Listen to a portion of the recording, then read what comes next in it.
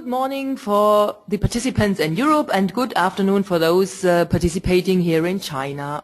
My name is Martina Gerst. I am working in the training team of the EU SME Centre, which is here based in Beijing. It's a pleasure for me today to introduce the topic, which is like how to apply the CCC mark in China. This webinar is part of the EU SME Centre project funded by the European Commission to assist European SMEs to do business with or in China. We are providing information, we are giving advice, training or other support services. The EU SME Centre was established in 2010.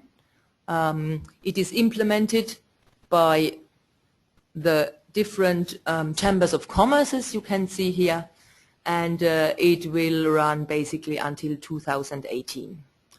So we hope that everyone can understand us. Sorry, I'm too quick.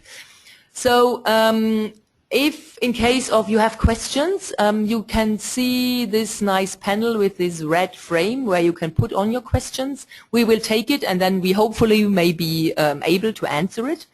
The ones we cannot answer during this, we would like to go through our website and ask the expert to put it there, and then we will answer them afterwards. So it's a pleasure to hand over the microphone to Klaus, who is the speaker of today's webinar. And yeah, Klaus, please introduce yourself. Yes, hello and good afternoon or good morning if you're in China. I am Klaus Ziegler. I have been working in the field of standardization, certification and testing for over 20 years. I also represent the German Standardization Institute Dean in China, and I have been for many years the European standardization expert in this country. Before I worked for many years for SGS, at the end as country manager in Japan. I have my own little company, which is called Quality Partnerships. You have the website here. They find a lot more information about the CCC process. This is a small company based in Switzerland with an affiliate here in China. And we are focusing on homologation, certification, standardization, market surveillance, and mergers and acquisitions. Okay. My presentation will have three parts. First, I will talk a little bit more in general about market access in China. Then I will make an introduction to the CCC process, and then in the third part we'll go in detail through each step of the process. Okay, Klaus. So about the market access in China, me and probably the other participants are curious. In case I'm a European SME and I would like to sell my products here in China, I have some EU certifications, and would I meet the standards here in China? And what type of certificates actually, are valid? Is it the same one? How does it work? Yeah, Martina, you're asking the right question. First of all, China has its own system of standards. So basically, you have to work according to Chinese standards. Now, many of them are similar or identical with what you're used to in Europe, but some of them are quite different. So one of the things you have to do, and I will come back to that later, is to figure out what standards apply for your products or services here in China. Now, to the second question, we have here a nice slide. There are many certification schemes in China, compulsory, a voluntary one, many different licenses. It's a complex system. You see these marks, I think most of them, or all of them, you're not familiar with, probably with exception of the China energy label, which looks quite similar to the energy label in Europe, but I can warn you, it's not the same. The different standards, the different rules applying, just the way the label looks like is quite similar. Yeah, let's go into a little bit to beginning. That a few things are different, a few things are similar to Europe. We call that pre-market and post-market processes. Pre-market means before you put place a product into the market or import it to China in this case. Post-market is once the product is in the marketplace, then the surveillance authorities will look at this. Let's start with the post-market process. Once the product is here in the market, the way surveillance works in China is pretty similar to what you are used to in Europe. Also, what is similar? China has many provinces, and each province in China is doing it a bit different way, quite like in Europe with the surveillance authorities. But the way it's done is basically some are just testing randomly, but most is on indication. The broadcast is now starting. All attendees are in listen-only mode. Your products being substandard in the market. Now let's go to our topic, to the pre-market controls. And this is quite different from Europe, because Europe basically has no pre-market controls. In Europe, you can place products on the market as soon you are sure that you comply with the regulations. In China, there are lots, maybe half of all product categories need some kind of license, which you have to obtain before you place your product in the marketplace. And the most well-known of these licenses is certainly the CCC, the China Compulsory Certification System. Let's forward. Yes. Here you have an overview over the general processes which you have to think about when you go to China. So first of all, as I say, you need to think about the licensing schemes. What kind of requirements are they, and what kind of certification are defined in these requirements? In parallel, as I mentioned before, you look at the Chinese standards. These are quite a variety of standards and at different sources. Basically, where you have to go is look at the national standards, and you also look at the standards which are relevant for your industry sector.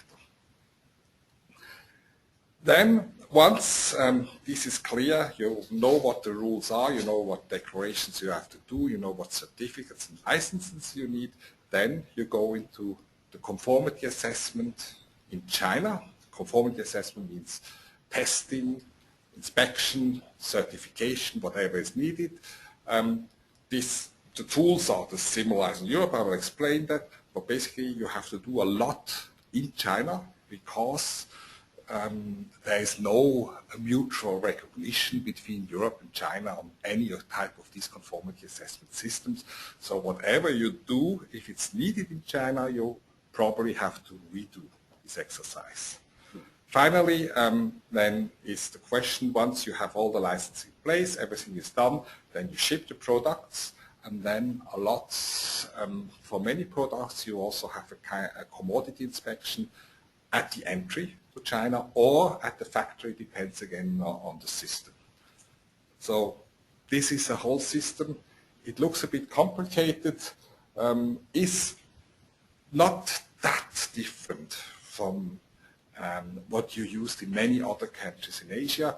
It's simply, what you have to understand, it's different from Europe. In Europe, you are free to place your product on the market as long as you, as a producer, are sure and can ensure compliance. In China, you need licenses for compliance. Now, the process of licenses, the tools, what you have here, I put here some of the elements from standards, company standards, product standards, production controls you have in the company, type testing you do either yourself or you do it in a testing lab or in a notified lab. Then for products which have to do with health, often clinical trials, factory inspections, production inspections, then you need to do some kind of documentation. And then what is different from Europe, this is this licensing which you don't have. But the elements, put together for licensing are the same elements you have to put together basically if you want to comply with the machinery directive. Okay, let's go a bit deeper into the Chinese system. You have different kind of regulations. You have first basic law, the product safety law in China. Then you have a couple of regulations which are built on this product safety law. And then some ministerial orders which explain a little bit more what these regulations mean. Now this is now different from Europe. Because in Europe you have all the sectoral and horizontal directives and regulations, like the machinery directive. This type of thing do not exist in China. You only have the general product safety law and then basically a few regulations about labels and about how inspections have to be done, but you don't have these sectoral regulations. So there's no need to search for them, they don't exist, with a few exceptions. But what China has is a lot of normative documents. And these are the so-called compulsory standards. China distinguishes between voluntary standards, as we know them in Europe, and compulsory standards. These compulsory standards are part of the regulations. They have to be complied with. There's basically very difficult to have an exemption from these compulsory standards. And then you have the same as you have in Europe, some ministerial instructions, some homologation rules, but key are these compulsory standards. In Europe, we have the sectoral and the horizontal regulations. In China, we have the compulsory standards. Okay, so far I finished with the first part. I would like to move now a little bit more directly to the CCC scheme. The China Compulsory Certification was introduced already quite a while ago, 2003, so this is now 12 years ago. It was part of the accession of China to the WTO TPT scheme. It is based on a positive catalogue. That means there is a catalogue of products which fall under CCC. This catalogue is very generic, and it is not trivial to figure out whether a product falls under this catalogue or not. Certainly, if you have products which are far away from the catalogue, it will not fall. Apples are not in the catalogue, so we don't even have to consider this. If a product falls in the catalogue, then there are a few rules that apply. First of all, it is important what the specific instructions to that chapter of the catalogue says.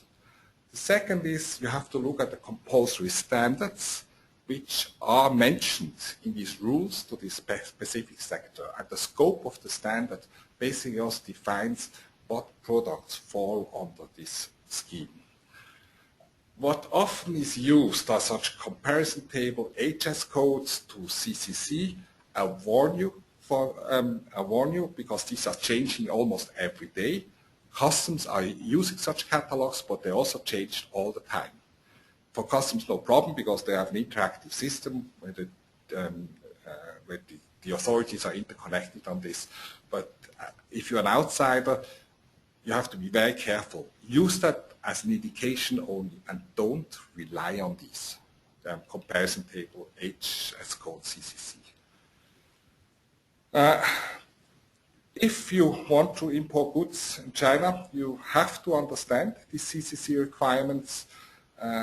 If you don't use them, I will come back to them. If your product falls under CCC and you don't use CCC, you don't have CCC, your product basically is illegal in the market. If you're lucky, you will pass customs. If you're unlucky already, your goods will be confiscated at customs. Otherwise, it can happen that in the market, the goods are confiscated. Also, heavy fines apply in such cases. Okay. The CCC process has a few core steps. The first is you have to compile a full documentation for application. The second step is you have to submit samples for type testing in China. And the third test is initial factory inspection. That means Chinese inspectors will go to your factory, to your production sites in Europe for an inspection. After the type testing report, the factory inspection report are completed, the certification body will evaluate the whole application and issue the CCC mark.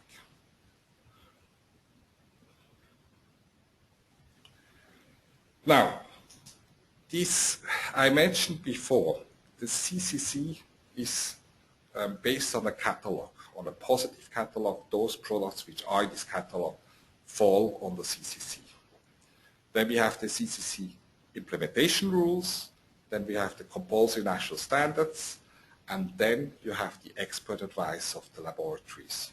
Now, this is really where it's getting very complicated. The rules are often not that clear, and in many cases it is not clear whether a product really falls on the CCC or not. If it does not fall on the CCC, you must not use the CCC mark. There's no way to apply for it. If it falls on the CCC, you must use it. So who is making, let's say, the evaluation is basically the laboratories, and even they are often not sure. Then they go back to the authorities and ask, or to the certification body to ask. But basically, it's the laboratories who make the decision whether, who make the final advice on whether the product falls on the CCC or not. And here, to talk to the laboratories in China, you have to speak Chinese, or you need to have some engineers who can speak Chinese. If you don't have those experts, then it is highly advisable that you buy such expertise. That means that you get an advisor for this. Here's the catalog.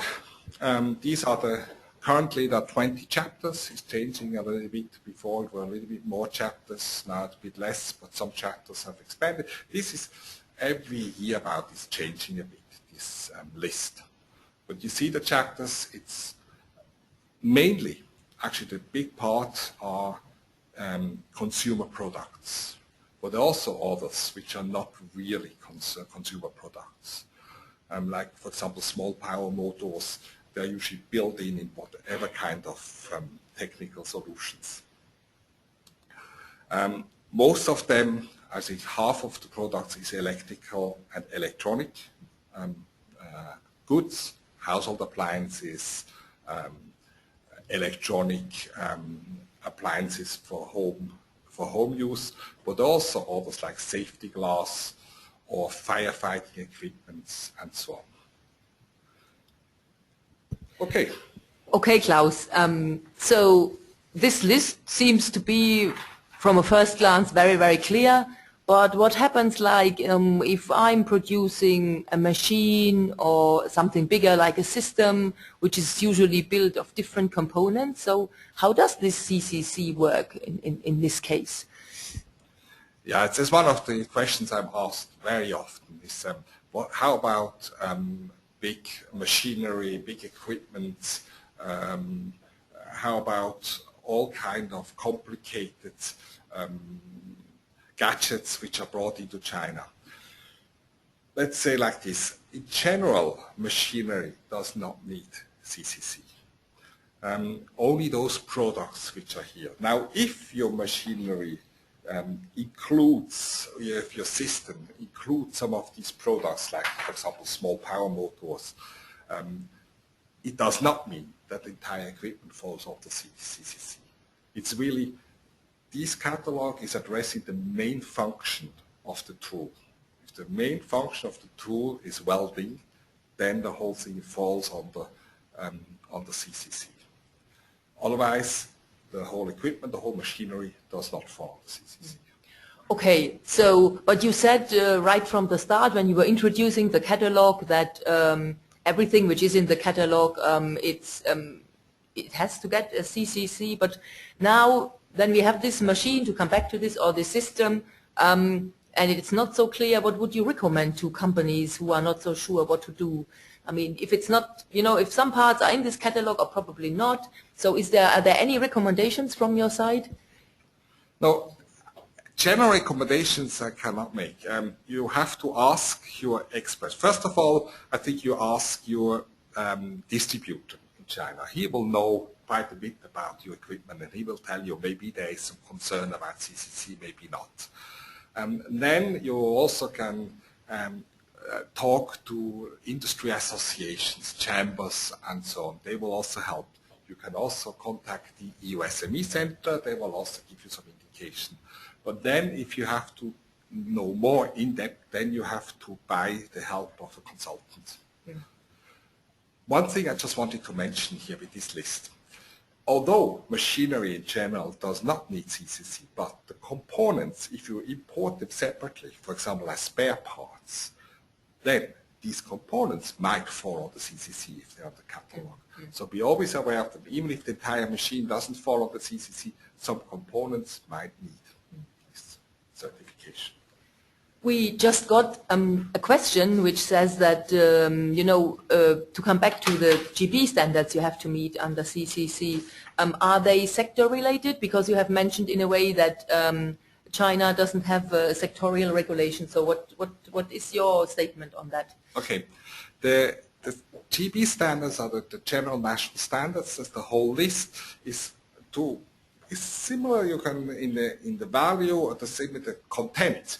Similar to what you have an ISO, IEC, ITUT standard. So this is about what is the main stock of the GB, the national Chinese standards. But then you have another chapter of another group of standards which are sector specific, and these you really only can figure out if you either have friends in the association. Again, your distributor might know, competitors might know. This is not that easy, it's not straightforward. Where you can go, the European Commission has a standard portal together with the Chinese standard administration. This standard portal has for several sectors, several also of the CCC sectors, a list of standards translated, the titles translated to English, so you can at least try to figure out what standards apply for your sector. When we're looking here, I mean, you already mentioned that food is not part of this catalogue. How about construction materials, for example? Yeah, there are some construction materials which fall under it. There are some on the firefighting equipment, like fire safety doors, fall on the CCC, safety glass falls on the CCC partly, but that's about it. Oh yeah, indoor decoration refurbishing materials, which is mainly paints, but it's also wood panels, part of the wood panels, which fall on the CCC. But in general, construction products do not fall on the CCC. Okay, so then Klaus, how to apply this? How to apply this, the CCC mark now? Yeah, let's go into the process. That's the same arrow you saw before again. Here you see the first step is the application documentation. This is where also most companies lose their time in the process. Until this documentation is complete and according to the requirements in China, is again, there's nothing which is really complicated here, but you have to understand the regulation, you have to understand what China needs. One of the things you always have to think about, manuals have to be in Chinese, nothing else will count. Safety symbols have to follow the Chinese standards that are different from European safety symbols. If you have screens which explain things on your machinery, then you have to think about whether you will have to translate it or not. Not necessarily, but at least they should be available in English. In other languages, you'll probably not pass the CCC process. The rest of issues, when you see it here, it's basically if you have done a full documentation for the conformity declaration in Europe, basically you should have the documents together, which are used for this. Next step is then to select a certification body. Until recently, it was very simple. You go to CCC as the sole appointed certification body with a few exemptions. Now it is changing. There is also competition getting into this CCC certification. These are all Chinese bodies, so there's no foreign bodies at the moment admitted to the system. But you have, for almost every product now, you have at least 2 bodies to choose. You cannot ask for quotes from 2 or 3 bodies. You have to select one. If you're not sure about this, ask a specialist what body will be useful for you. Okay, so you mentioned competition. You say there is a competition now. And I mean, sometimes probably like I'm not in Beijing, like for example for CCC, which is like the standardization and testing body. So would I then get different proposals from different of those certification bodies, or how does it work? No, the proposals are basically similar because the prices are fixed by government, so there won't be a big difference. Where you have a difference a little bit in the setup, in the way things are working, in the specialization, and the different certification bodies work with different laboratories. And the laboratories, there are many of them, there are many admitted to the system in China. Some are of very good quality, some are rather, let's say, not very service-minded, and that you will see then in the process that it just takes endless until your products are properly tested. So again here, if you're not sure, ask your friends, ask people who have done the process, or get expert advice. So one special thing is, I mentioned, is the CB certificate. I mentioned before that in general, test results and inspection results made in Europe are not recognized in China. This has one big exception, that's the CB certificate. China is also a member of the ICE scheme, and as such, some of the test reports built on CB certificates are also admitted for the CCC process. Especially all the testing undertaken under in the low voltage area, low voltage safety, is basically recognized in China. But there has to be a few issues, and I see all the time and again that this is wrong. The test reports must refer to 220 volt. In Europe, in general, you do 230 or the range 230 to 240 volt. If you want to do it in China, make your CB reports from 220 to 240 volts in the test report, in the test certificate, and then you have no problem. And then the report should not be older than 3 years, otherwise they will be rejected. If you use the CB reports, it reduces the testing requirements in China, it reduces the risk in China that something fails in testing, and it speeds up the process. Now, the next point, sample submission. Once you have the application was successful, you will be notified that your application has been accepted. That means the basic documentation has been accepted. And then you send samples to China for testing. You have to use an appointed testing laboratory in China. You cannot use anybody. You have to use an appointed testing laboratory in China. And this depends on the certification body. If you're not sure, you ask the certification body what laboratories you can use for your product category. Shipping of samples is not that easy because they follow the CCC, so if you ship them to China, they must undergo an exemption process. The testing lab will help you. They will issue the so-called sample delivery note, which is a document for customs that your sample can pass. So you have to rely very much on your testing lab to do so, or on your agent. If you appoint an agent for help you with the CCC process, he will take care of this. Testing according to Chinese standards. As I mentioned, some part will be accepted when you have a valid CB report.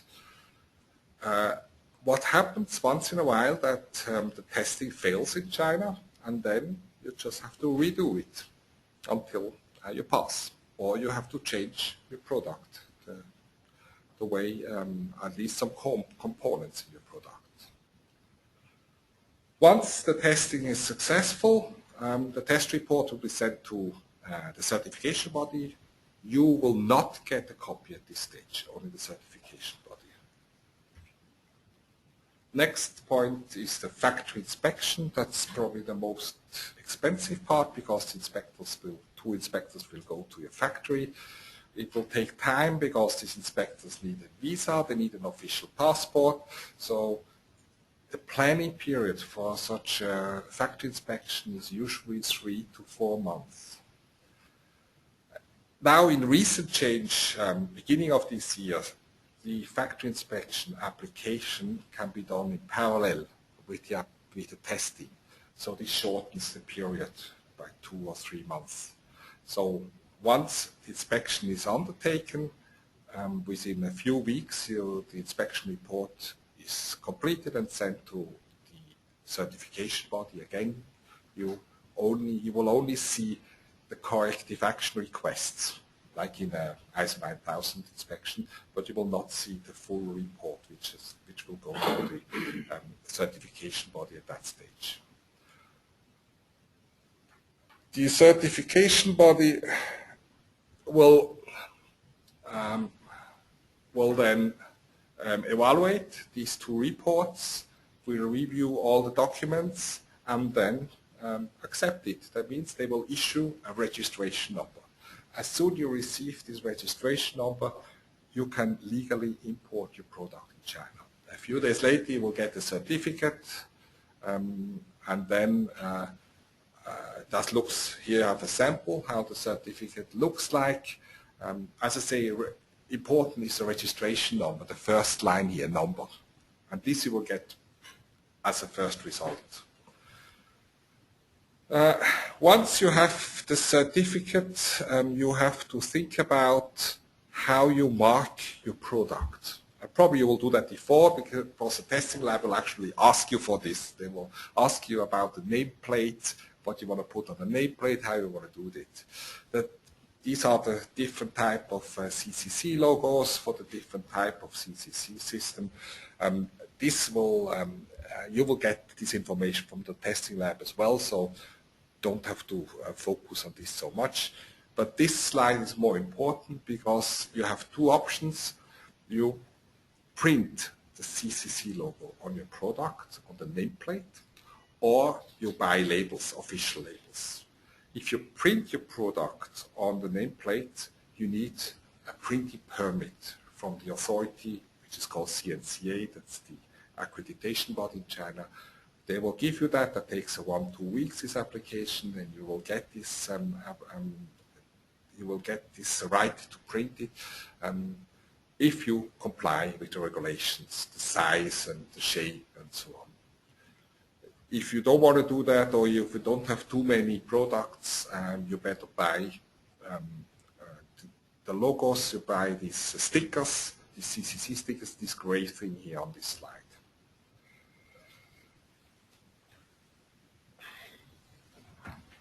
This is the permit for printing. I think this is pretty much speaks for itself. It's valid as long the certificate is valid. So you only have to do it once. That has changed recently. You only have to do it once, and then it's valid as long the certificate is valid. Finally, once you have completed the process, you move into the surveillance stage. The certificate is valid for 5 years. During these 5 years, the certification body has to do some surveillance. It usually does that in form of factory inspections, but there are also other ways to do it.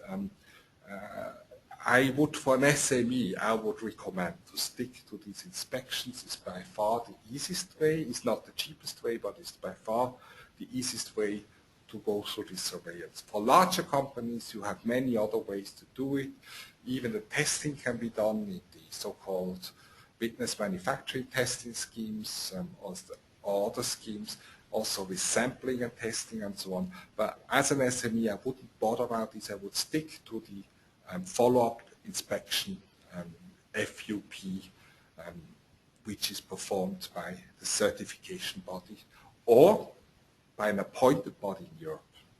Unlike for the initial inspection, for the follow-up inspection, you can use also a partner of the certification body. Now this is more commercial, whether you prefer to have an inspector flying from China, which has the flight and accommodation cost but much lower fees, or you use the inspector in Europe, which has a much lower flight cost but much higher fees. It's about equal.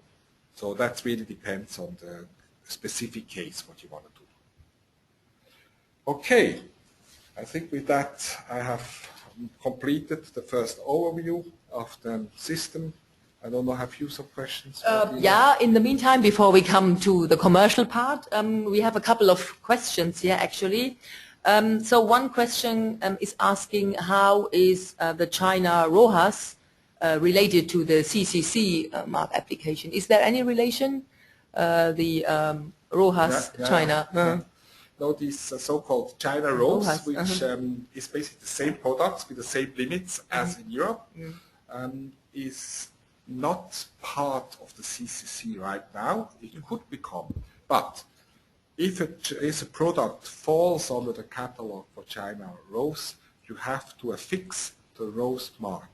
It's a self-declaration in China, but you have to affix this mark. And there are specific rules which apply for this mark, but basically you can do it. I guess you have also a guide. I think on RoHS, I think, yeah. There's a guide about this, how to do that. That's true. Yeah. Another question that came into in terms of a machine manufacturer usually does not do everything by him or herself. Yeah, they just buy different components. So if you have those different components in terms of CCC, what is the thing to do, or what would you recommend to do if you would like to sell your product later to China? For the CCC process, the final assembly counts. So where you do the final assembly and the final testing, that counts. Now, often I had already products where the final assembly was did not really involve testing.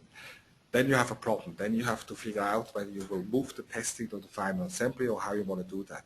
But unlike for the rules of origin, which have more to do with where the most value added comes from, for the CCC process, it's the final assembly and especially the final testing where this is done. This is the factory which need to apply for their products for CCC. But if, for example, I have a system now which 5 different components, and 4 I did by myself and 1 I bought, and this component needs CCC, yeah? So do I make sure then in the very beginning from that my supplier has this, or what would be the recommendation here in this case? Yeah, it depends a bit. I assume that you send the whole machinery together to China, so for the initial setup you don't need CCC. Now if you want to replace this component later, or you want to do a spare part or whatever, repairs, and you want to import this component, then you need the CCC. So it's actually advisable at the beginning that you think through the supply chain and how you want to do that, if the component falls on the CCC. An alternative is that for repairs or spare part, you buy then the component in China, which then has the CCC. This really depends on how you do the setup. But important is, again, you have to think about it on time. Because once your client calls you and say, I need this component replaced, and you don't have CCC, you have a serious problem. You already mentioned a very interesting thing, the thing of the origin, and here we have another question which says the product is made in 2 separate factories, for example, outside of China. So are both of them getting inspected? Yes, if it's done in 2 factories, the product is done, you have to, actually in every factory where this product is being made, you have to do the inspection. Yes. Okay. Another interesting question has reached us which says, well, if we have some imported electronic appliance here in China which is not for domestic sale, so it arrives here, it won't be sold here in China, so is the CCC still needed? Yes, as soon as you import it to China, whatever you do with it, with the product, you will need CCC. Even if you use it only for yourself, for your own factory, you will still need CCC in China. There's one exemption is if you go to the new custom area in Shanghai, the free trade zone, the special free trade zone in Shanghai, and the new ones which are now under construction in other cities, there you probably won't need CCC as long you don't import them from this free trade zone into China. Okay, so now we come to the interesting part, the CCC cost, because we have heard already there are some timelines, and so maybe you explain some of the components, and then you give an overview of the whole picture, and then maybe talk a bit about your experience around this whole area. When the two main elements of the cost is the test fee and the inspection fees. Testing fees depends really on the product category. For, let's say, for simple electrical appliances, it's not that high. If you go to electronic components, it immediately gets much higher. That depends on the product. The prices are fixed. There's not much space in there. But if the product fails in testing, you will add up cost. The regulatory fees are relatively low, but you still have to pay them, and often you have to pay them in RMB. So there you also have to be aware that you need some ways of payment in China. What can be a major cost issue is if you have complicated manuals, or if you have software and screens which you want to translate. These are costs which you need. The whole documentation, technical documentation, does not need to be translated in China. That's not necessary. The testing lab will create the technical documentation in Chinese. CB reports in English are perfectly fine. So it's really the manuals and the instructions, the safety marks, such things that need to be translated.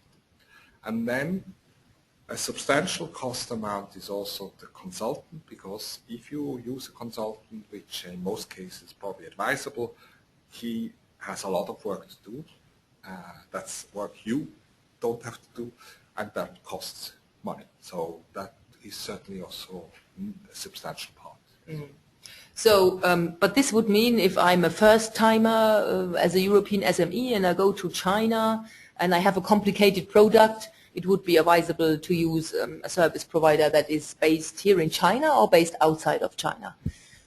First of all, the complicated, I would just skip any product which needs CCC. If you are not really familiar with the process, or you don't have engineers on the ground in China, senior engineers who can talk to the testing lab, it is advisable to use an agent. Okay. You have already mentioned sometimes the time issue. So again, you know, I'm like a company, I have a clue about how this works with CCC, and I have a rough idea what it costs me, and I'm still convinced I would like to do this. So how long does it take from like having the application ready to really getting, you have mentioned there is this certificate, so what would you think, how long does it take in a normal case, and what is the average, and what are like constraints probably to which make an application or the whole process longer? It's difficult to say because the regulations have changed beginning of this year. So it's much faster than before. It's still a slow process. I will guess if you have no experience with the process, it will take you probably 5 months now. But if something fails through the process, it will take longer. And the longest I had was once 1.5 years. So it really depends on the readiness of the product. One question was also how you select an agent. Important is, first of all, actually 2 things. The agent must have people on the ground in China. And the second is the agent must be able to communicate with you in a Western way of thinking. If you combine these 2 requirements, there are not so many agents left who can do that. Okay. We have two more questions here. One of them actually is, there is a question which says that the factory inspection, is it necessary for the level of risk 2? So, and what kind of products are concerned? Yeah, these new risk levels for factory inspection is also newly introduced this year. This level have to do with inspection mode. That's absolutely correct, as you asked here. If the level is 2, it means that an initial factory inspection is required. Under certain circumstances, the risk level can be reduced to 1, but you need to have a very good documentation for that in place. Again, I would think as an SME, in most cases, you will need this initial factory inspection if you're level 2. For example, most of household appliances are risk level 2. Electronic appliances, some of them fall under 1 risk level. Risk level 1 means the inspection can also, the initial inspection can also take place after the certificate is issued. That's new. There's not much experience with the process yet, so I cannot really explain to you what the tricks are of the trade here. Okay, and then we have another question which is like, is there a list of products based on the HS code of the products which is like linked with CCC? Yes, there are such, I mentioned that before, there are such lists around. I warn you from using them because they're changing all the time, and it is not the final say. The final say are the instructions about the product category combined with the standards applicable, the scope of the standards applicable. So the HS code CCC list is only an indication of what I can just give you an example. If an appliance, a household appliance, runs on the 220 volt, it may fall on the CCC. The same appliance, just with a different transformer at the beginning, which runs on the 380 volt, will not fall on the CCC. It also, what also has an influence on the CCC is the use of the machine, whether it's for private use, for consumer use, or it's for commercial use.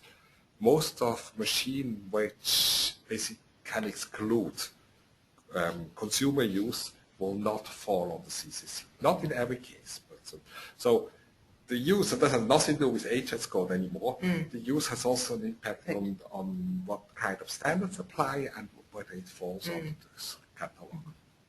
Okay, you have already mentioned there are some exemptions to the rule, and maybe we can briefly, before we finish, mention something in this area. I am often asked about these exemptions and the list of exemptions. You have the list here. It doesn't say you much if you don't really have been in China. Most of them will never apply. The principle is it's very restrictive. That's not a right you have. You are granted an exemption if the authorities deem your case worthy of an exemption. And most cases are not deemed worthy. So don't count on this. I have here a little bit a different list made by me where I see in reality what cases happen. First of all, the typical exhibition. If you send your goods with Carneata to China, no problem, no CCC needed. Testing samples, we mentioned before, a special processor price. Then some specific parts of your machinery, even if they fall on the CCC, if they cannot be used for anything else than for your machine, then they can be sent to China without CCC if they're immediately built into your machine. So this, for certain spare parts, you can avoid CCC under this rule. But again, this applies only if you bring evidence that this machine cannot be used for anything else, cannot be sold on the market for anything else. Then, whatever you send together with your original machinery, which does not fall on the machinery, on the CCC, basically also does not fall on the CCC, because the entire package counts, and if you add some spare parts with the original package, no problem. Just don't exaggerate. Exhibits, some specific exhibits are happened, like special lighting installations and trade fairs and so on, may be imported permanently as long as they're not sold afterwards. And then the final, which is the newer now, these transshipments and re-export. If you do that through these free trade zones, usually you also don't need CCC. Is there any more questions? No, right now not. No, okay. We can... So I would like to conclude once with the customs process. To pass customs, you need to have the CCC mark affixed to your products, and you need to add the certificate, a copy of the certificate to the documentation, to the shipping papers. If your product does meet CCC requirements but does not have the CCC mark, does not have the certificate, customs is advised to arrest your product.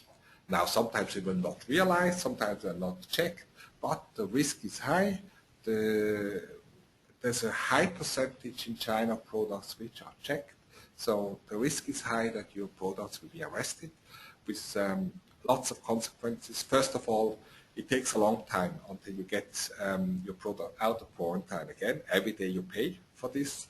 And in most cases, your product will either be shipped back to you at your expenses or destroyed. So if your product falls on the CCC, you better have this certification.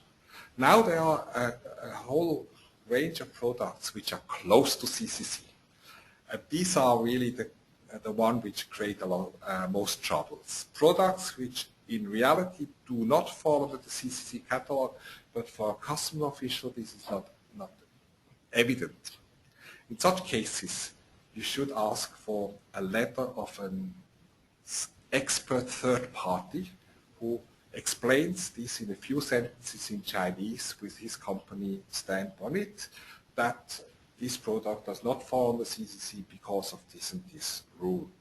If you do it yourself, customs will ignore it. But if you get that from a third party, they will in general read this and recognize it. Certainly this is not a legal document, you have no right for this, but it in general will help smoothen the importation process. Okay, so maybe just to sum up, what do you think, what again from your point of view, what are the most important points our participants today should take away? First of all, don't underestimate time and cost. We didn't talk really about cost of the process, but I would say if you do it together with a consultant, you can easily make a first estimate of 10,000 euro. It could be less, it could be more, it depends on the product, it depends on the number of models. The second is, if you do it yourself, you need an employee in China, a Chinese employee in China, a senior engineer who can talk to the testing lab.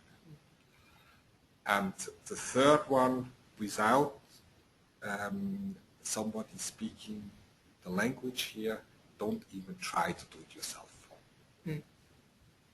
Okay, so thank you very much, Klaus, for this very good webinar with all these different tips. We have answered quite a lot of questions. So in case you are more interested in the two guidelines we have out there, there is one which is about the China Compulsory Certification, the CCC in general, and then we have a different one which particularly focuses on the CCC requirements for vehicle, motorcycle parts and components in that area. So we have no questions so far anymore. I would say, in case of you have further questions, I would recommend to register at our website and ask these questions if you have not registered so far. I thank you all for your patience and listening to what we, wanted to tell you today in terms of experiences in CCC. The slides of this webinar, and I think the recording as well, will be soon on the website. So for those who probably have registered and haven't had time or had to skip half of the presentation, there is no problem. You can hear this again together with the slides. After the webinar, you will get a link to a small survey where we would kindly like to ask you to answer it. And yeah, thanks again. I do hope you found this interesting, and then there will be a couple of webinars upcoming in the near future. One will be very soon about medical devices, and I think it's next week. Thank you very much. Bye-bye.